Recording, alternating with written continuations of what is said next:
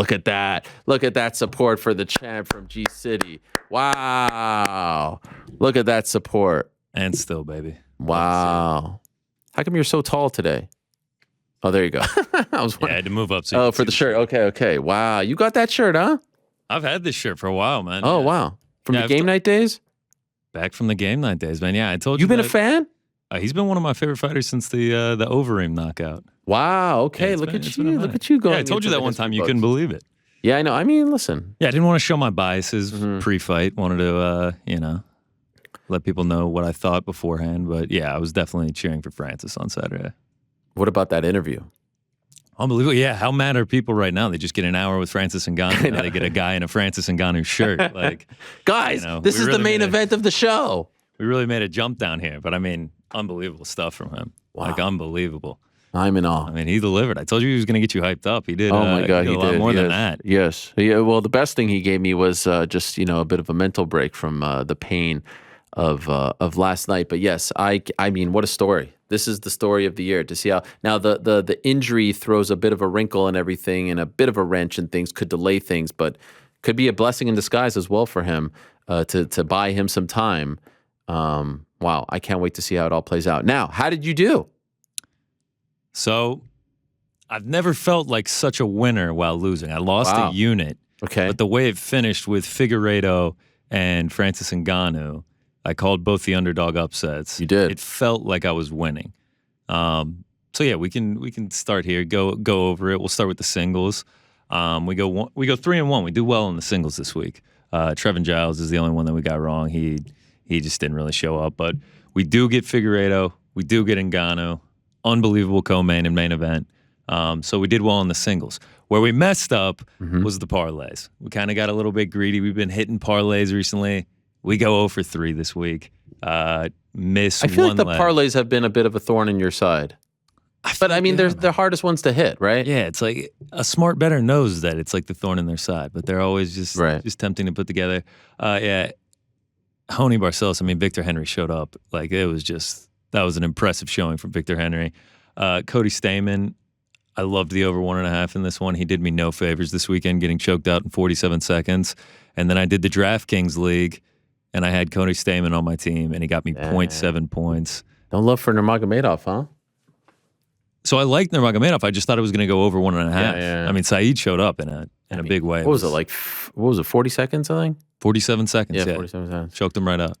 And then the final recap here, we can see it finished down 1.14 units. So we're still waiting for that make or break week, like a big week of loss or a big week of win. We're kind of just treading water right now. So did good on the singles, did bad on the parlays. Yeah, is what it is. It's not bad. By the way, were you? I actually saw more people than I expected tweeting about the knee. Yes. So I actually was just talking with Frank about this. So I saw it on Saturday, and I was like, all right, I'm just not even going to buy into this. I'm just going to ignore this. There's no like confirmed reports of it. Right. And then when he gets in the octagon and he's got the knee braces on, I got super nervous. I was like, oh God. And so I started talking to Frank about it. Like if we could go back to Friday and I could talk to you, and I was just like, hey, we know everything that's going on around it. We know all the storylines and everything. But I could tell you, Francis Ngannou has a torn MCL, a hurt ACL, and the fight is going to go to a decision. Oh, yeah. Like, how much are you putting on Cyril Gane at minus 140? Like, I'm breaking the bank on that. If I didn't know the outcome, but those are the facts that I knew about it. Francis by decision was plus 1,200. What I saw. Yes, plus 1,200. Plus 1,200. It just speaks to how incredible it was. Like that's it was the thing. Oh like my God. He did it with wrestling. I did like a watch party at my house, and like my mind was blown when he's doing these like transitions and like these sweeps and everything. And everyone I'm watching it with is like, oh, I thought this was like the heavyweight title. Yeah. And I'm like, the fact that he's doing this is insanity. Like, I'm like jumping up and down, going crazy. I'm like, especially as they're showing like the live odds, and you're starting to believe that like he's actually going to pull this off. Like, it was just so crazy. It's a great point. Like, I saw Jake Paul tweet. And, you know, I know he's a fan and everything, but like, it's a boring fight. I'm like, I couldn't stop looking at the screen. Like I was afraid to blink because what he was doing, first of all, you know about the injury, you know about the power, and then you start doing the wrestling, you're like, holy shit, this is the greatest theater in the world. Like the guy's down 0-2, and his stock will drop so far down if he loses this. Plus, who knows how badly his knee is injured. So he's going to be like the guy who had everything riding on it. And then he pulls out this bag of tricks and the rest of it. I was like, what the F is going on? And of course, if you can't, like, if you don't watch the sport and you don't know who Francis is and you don't know his history, you don't know his skill set, you're like, yeah, okay, what's so great about this? But if you know all that stuff, you're like, what? I mean, MMA fans worldwide were probably losing their minds. No one saw this coming. No one could have predicted. Yes, no, like literally no one saw this coming. I mean, people were, when I gave out Francis, people were like, why aren't you just taking him by KO? Like, that's like the only way he's going to win. Like, there's no way he's going to do this by decision. Like, it's unbelievable. Like, I can't get over like the way that he did it. It was just so crazy. I would love to know what the live. So if he was plus 1,200 by decision, like going into the fifth, what was it? I know it's hard. Going into the fifth, it was probably lower. Going into the third, imagine if you could have gotten by decision going into third, because like he looked he looked lost the first 2 rounds. Like I was like, oh, this is like everybody said this was going to happen. Like this is how Cyril Gane's going to win. He's just going to dance around him. He's going to dodge him. He's going to piece him up, and he's going to win by decision. And looked like exactly what was happening. And then the script just flipped in the last 3 rounds. It was insane. Man, you know what's the other kind of low key, super impressive thing about Francis? English isn't his first language. And the fact that he has come this far and being able to express himself and express the way he feels about I mean, he's improved a ton. The guy is just so damn, I mean, golly, imagine talking about this complex stuff in a secondary language, right? If I speak French, I mean, the idea of sitting down with someone for X amount of time to talk about something personal and like intricate and, complex like business, the guy is just so incredibly impressive. He's he's brilliant. He is brilliant. I mean, like at the press conferences when he was going at the reporter and like he's doing it in front of all those people, but he's doing it in English, like to a French reporter. That was, I mean, what a hack job that was. That was embarrassing. No, that was bad. Yeah, that was really bad. All right, so it wasn't too bad. It was whatever. The worst part is I did the Draftkings League this week and I finished in fourth, one spot out of the money. How many people showed up? 100. We hit it easy. We hit 100. That's the cap, night. Right? Yeah. Well, you can go bigger, but I was nervous. Right. I did an overflow league, and we filled that one up too. Wow. I did a 20-person overflow league. So yeah, people are enjoying that. We do have a couple big hitters. Okay, let's see. Let's see. I remember you were talking about the Hall of Fame not being filled up. It's tough to fill these up. I think we got spoiled the first couple of weeks. We remain with a few spots open. We don't fill it this week, but. Can we also just acknowledge for a second, I was wondering what you're doing, UFC off week. Not only is there a Bellator Bader versus Moldavsky poster back there, there's a freaking Eagle FC poster. Show some respect. We're down in South Florida this weekend, baby. We're going to have bets on each of them. Wow. Other lines for Eagle? Oh, yeah. Wow. Yeah, they're already out. I'm already looking at them. Man, we're going to have a lot of Eagle FC interviews on Wednesday show. You're serious? No, I'm joking. I was about to say. Yeah. Oh my god. Not my call. We talk about lack of creativity with the posters. I don't want to go with Bellator too hard, but no, they're not great. I mean, it's is that the poster? Is that the official poster? Yeah, this is the official poster. I mean, it's quite literally two guys just on their names. That's it. With two different colors. Yeah, and the colors are just like dark red and white. I mean, we gotta step that up. Important fight for Bader, but yes. I mean, even the Very Eagle one. Fight, Eagle ones is better, right? Oh, yeah. Eagles is definitely better. Turner Rashad Evans. Yeah. Sugar. I'll be tuned in. All right, so who's the big hitter? Yes. This week, it's Twisted TKO. Great name by him. Wow. 5 legs plus 5,800 turns $20 into 1,200. Francis Ngannou, Saeed, Michael Morales, Figueiredo, and Jasmine. 3 underdogs on that. Hits that pretty nicely. So shout out to Twisted TKO. Love the name, by the way. I like myself a Twisted T, so I really respect that. And then we got some interesting honorable mentions this week. Okay. We'll go with MMA Lexicon. One of the very few who calls Francis Ngannou by decision at 12-1. Wow. Yep. Threw $20 on that. I mean, wow. So wait, what do you get? I'm bad at math. $20 turns into 240. So, his name is Big Daddy Gifts on Twitter. Don't know his real name, but shout out to MMA Lexicon. A staple of the show, MMA woman, Sarah Rose. She gets a main card sweep, plus 2,800, turns $10 into 208. Calls every fight on the main card. Pretty impressive. And then the last one, Dalton Saberhagen. He hit me up about this. A couple weeks ago, Dana White did like a giveaway on social, and he gave away a box of the Immaculate Collection UFC cards. And as he's going through it, he pulls an autograph patch Khabib card. There's only 8 made in production, and one recently sold on eBay for over $15,000. So it's not betting, but I would say that's a big hitter. What's patch mean? Like there's like if you look at the picture, there's like a patch from like a UFC glove, and it's autographed by. Oh, I see. I always wonder, like, I guess. I mean, you take their word for it, but like, how do you know that that's legit the glove that he wore? Oh, yeah, there's no telling, and it's like perfectly white too. Right? Yeah. Like, I always wonder they could about just that. be throwing just like anything in there. Or when they say it's like from the mat, right? Yeah. How do you know it's from the mat? Who's keeping the mats? And like, where do they have these things that now they can start cutting them up? Yeah, and they can just like get so many different little squares for different little cards. Yeah, it's like my plot of land in Aberdeenshire, Scotland. Yeah, well, you're gonna go visit that one day, and there's gonna be like 17 other people visiting the same plot of land. It's like, wait, I thought I owned. Yeah, and you're all calling each other lords too. Right. Draftkings though, out of 100, yes, our man. 5 a.m. Riot, I believe the name is. 5 a.m. Riot. Yeah, the Draftkings this week. Unfortunately, no picture for him. I believe we have the animation as well to signify him. Please, I'm waiting. We got a new jingle this week. Wow. Yeah, no picture for him though. We also got him a new crown. We're always evolving here. Okay, a little late there with the animation music there, Frank. I mean, really. Could we get that again? This is what happens when he doesn't consult me. Oh, well, you went rogue? Yeah, he did.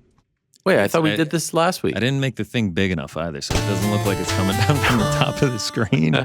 It's like coming down. Wait, but down. Can I just ask a question? Is that just like a generic avatar pic?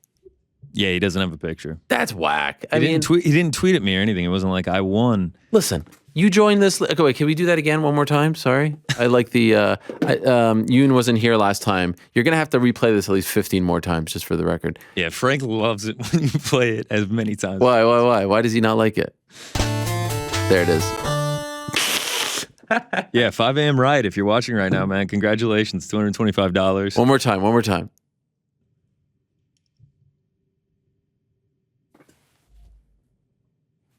There it is. 5 a.m. Great name, but I actually do think that there should be, I don't know, there should be some rule that you have to have a picture so that if you win, we can have your picture up there, 5 a.m. Riot. Yeah, I was really hoping he'd have a picture. If you sign up, you have to have a picture, okay? Can you have a profile pic? Yeah, I have a profile picture. No, not you, but can that be a requirement? No, I know. I'm saying yes. Okay, that cannot be a requirement. Like, Why I can't not? set that rule. Why not? No, there's no way I can set that rule. All right. Well, that was good. So who's the guy last week? He was mad at me. Let me get his name right. Yurkowitz. Yeah, that wasn't DraftKings though. That was just like a big hitter. Oh, yeah, okay. Yurkowitz. He was. All right, great guy, Yurkowitz. Yeah, never met him. All right, so this week we've got Bellator and we've got Eagle FC. You know, if you want to do a little sprinkle on the Royal Rumble on Saturday, you know, that's always a fun one. Do they offer lines on that? Someone does. I've seen. I feel like that's betting on like a TV show. Yeah, but Royal Rumble is a fun one. You know what Royal Rumble is, right? No, you don't know what Royal Rumble is.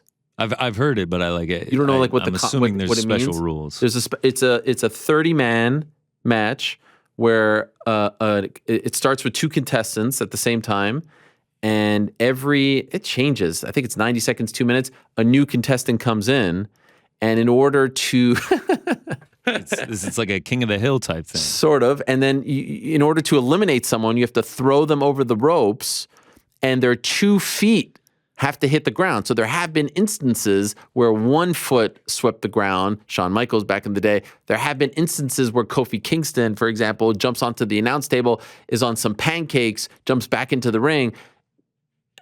Ultimately, 2 feet hit the ground, you're eliminated, and so it goes all the way until there's 1 man standing. And sometimes we've seen a guy go from number 1 to the end, an hour in the ring. So, all right. Well, are there? Oh yeah, I've located some lines. Wait, legit? Brock Lesnar is the favorite at plus 250 to win the men's Royal Rumble. Wow. There's a women's one as well. Okay, so that's interesting because Brock Lesnar is actually going up against Bobby Lashley in one of the most anticipated matches in recent. Yeah, he's minus 200 in that. Wait, you can actually bet on the matches too?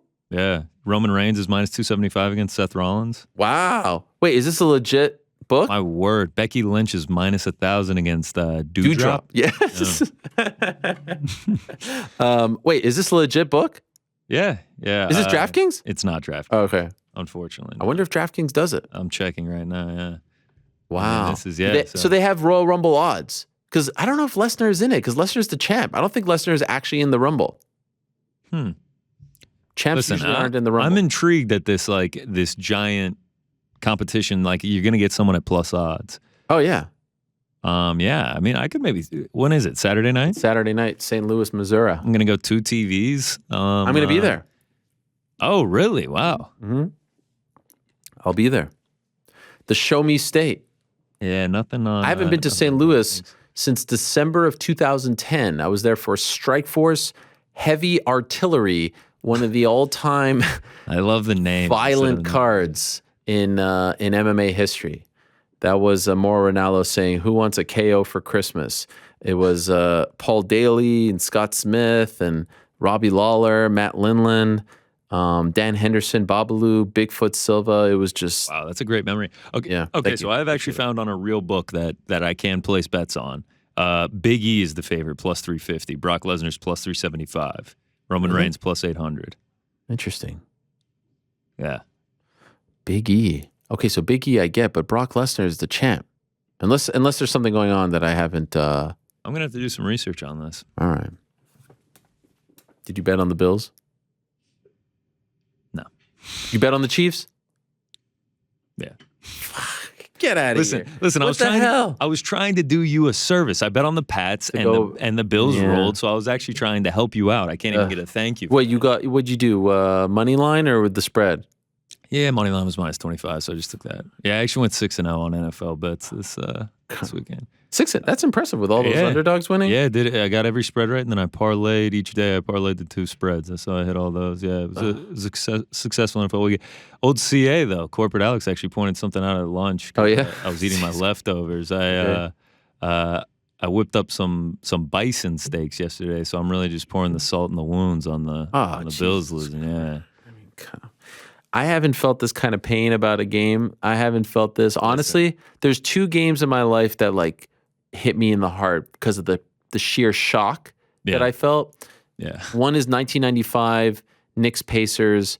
My favorite athlete of all time, Patrick Ewing, misses a finger roll at the buzzer, Game 7. Back iron. Yep. My brother took a Kleenex box I'll never forget and whipped it at my head and said, "Go cry," and it really, really pissed me off. I was in the 8th grade at the time. And number 2, in terms of sheer shock, like I've had heartbreak, obviously. I mean, all my teams. Sheer shock, Music City Miracle, 1999. God. Yeah. Forward pass. It was not a lateral. It was a forward. I will always believe that. And yesterday.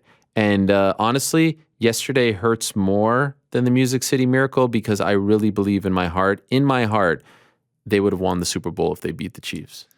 Especially looking in hindsight, Titans go down, Packers. It's not even hindsight. It's Bucks go down. It's the weekend played out perfectly. Right, that's what I'm saying. Yeah, we needed the Bengals to win so that we can host AFC. And respect to the Bengals, they're a great young team. I just think the Bills are better. And Brady's done, fantastic. That witch is dead. Packers are done. I was worried about them in the Super Bowl, and that's what hurts, man. That's what hurts. You have to think the Bills would be favored too, and I know I'm the richest man at the present moment when it comes to championships, but I know your pain. The 28-3 Super Bowl, 17-0 NFC Championship, Georgia losing in overtime in the national championship. You want to know pain? In a 365-day window, both the Falcons lost the Super Bowl and Georgia lost the national championship, and they trailed for a combined 0 seconds because they both lost on walk-off overtime plays. That is pain. Yeah. So you just have to believe one day. Yeah, I believe. Unlike you, I just want one. I just want one. I'm with you, man. I just want, like, I'm good now. People are telling me about, like, Georgia getting all these recruits and doing this. I'm like, nah. Just give me that We got one. our one. Like, we got our one. I'm cool for now. And honestly, I wasn't feeling great yesterday. And then the game started as it did, 2 fourth down conversions. I was like, freaking Josh Allen. I would go to war for that guy. If anyone wants to disparage that guy's name, I will go to war for that guy. Yeah. And then I wasn't feeling great. And then halftime, they missed the field goal. I'm like, all right, fine. Third quarter, I did not feel great. Beginning of fourth, I started to feel really good. And then the Gabriel Davis 75-yard bomb. And then I'm like, whoa, something is happening here. And even when they were down and they score and it's a minute 52, I'm like, nah, there's too much time. Something's going to happen. The tackling was atrocious. They gave him too many chances, blah, blah, blah. And then, but when they scored that, so when they scored the 152, I legit like started to feel like I was hyperventilating. And the best part was my young son, Walter, came down in his Stephon Diggs jersey out of bed and was like, I mean, I'm going to cry just talking about it. And just sitting with him. And then they won, and then they score. And then Mahomes comes back and I'm like, good, score quickly, right? Score quickly. I want us to get the ball back. And then Josh to freaking Gabriel, and then 13 seconds, and you look at their faces on the sideline. I was like, holy shit, he did it. Josh Allen's crying. He's hugging the teammates. And it's the bleakness of the Bills situation. It was like 4th and 13. Yes, 4th and 13. Yeah. 4th and 13. Yeah. And I was like, oh my God, he did it. And I really thought that, and then of course they kick it to the end zone, the big play to Hill, the big play to Kelsey, and then the freaking coin toss. I don't want to be that guy who complains about the overtime and all that, but golly, that hurt. I did not move off the couch for an hour. I couldn't move. And, don't blame you. And can I just say something? And I'll tie it back to MMA now. Mark Henry is one of the is one of the best coaches in MMA. Mark Henry, he coaches the likes of Frankie Edgar and Caitlin Chukagian and Cody Garbrandt. The list goes on and on. Eddie Alvarez. I mean, it's just an amazing stable. Zabit. A couple of years ago, Mark Henry is the biggest Bills fan that I've ever met. He turns his house into a shrine. Like every game, he brings out all the artifacts. He's been a Bills fan his entire life. Like this man is a bigger Bills fan than I am, honestly. I have no problem saying that. And a couple of years ago, he included me with his son, Pino, who's a great, great kid who's now out of college and is just a lovely kid who's been around the fight game for a while. And we text 45 million times throughout Bills games, and especially this week and during the game. And so we were texting, and then he just disappeared at the end of the game. And I feel horrible for Mark Henry. He's older than me. I know how much he wants. So, it's just fun to have those relationships and those interactions. And I believe one day we will have our moment, unfortunately. Hopefully it's with Josh Allen. Yeah. There's Josh Allen, Gabriel Davis, and, obviously the fans of Buffalo. It's terrible. Like, I just feel so bad. What about me? You're a fan of Buffalo. Oh, okay, fine. You're included. All right, sorry. I was thinking of you when they were losing. I was like, I feel. Yeah, you're like, I feel bad for Ariel. I mean, he saved me from game night, but I'm still going to bet against his team. It's fine. I was doing you a service. It almost worked out. It almost worked out for you. In any event. Talk to Rick about it. Yeah, we'll talk to you. Kenny Florian, great today. That smile is contagious. Yeah, it is a great smile. It was a great show. It's a great show. Yeah. And we got one more thing to do. I think he's here. I mean, sometimes he's here, sometimes he's not. Thank you, GC. Appreciate you.